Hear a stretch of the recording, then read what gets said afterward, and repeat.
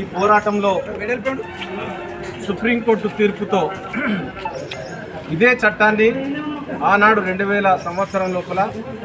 చంద్రబాబు నాయుడు వర్గీకరణ చెల్లదని సుప్రీంకోర్టు యొక్క 5 సభ్యుల బెంచ్ ఏమైతే ఉన్నదో ఈ 341 అధికరణను కొట్టివేసినారు, దాన్ని వక్రీకరించినారు. అదే కరెక్టు షెడ్యూల్డ్ కులాల జాబితాలో చేర్చడానికి మాత్రమే అది ఉపయోగపడుతుంది, కానీ వర్గీకరణకు ఉపయోగపడదని ఈరోజు 7 బెంచ్ ఉన్నటువంటి జడ్జీలతో న్యాయమూర్తులతో బెంచ్ తీర్మానించి మనకు పంపింది. కాబట్టి మనమందరం కూడా అదేవిధంగా మన ముఖ్యమంత్రి గారు ఈ 50 ఏళ్ల పోరాటాన్ని గుర్తించి తప్పకుండా, అంటే బ్రహ్మానందరెడ్డి గారు ఉన్నప్పుడు బీసీలు అనేటివి కూడా మనలాగానే ఒకటే కులం ఉండే, ఆ రోజు ఏబీసీగా చేసిన తర్వాత ప్రతి కులానికి ప్రాధాన్యత వచ్చి ప్రతి కులంలో అభివృద్ధి జరగడం జరిగింది. కాబట్టి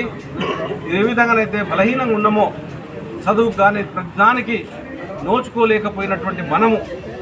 అటు ఉద్యోగాలకు కానీ ఇటు చదువులలో రిజర్వేషన్లు కానీ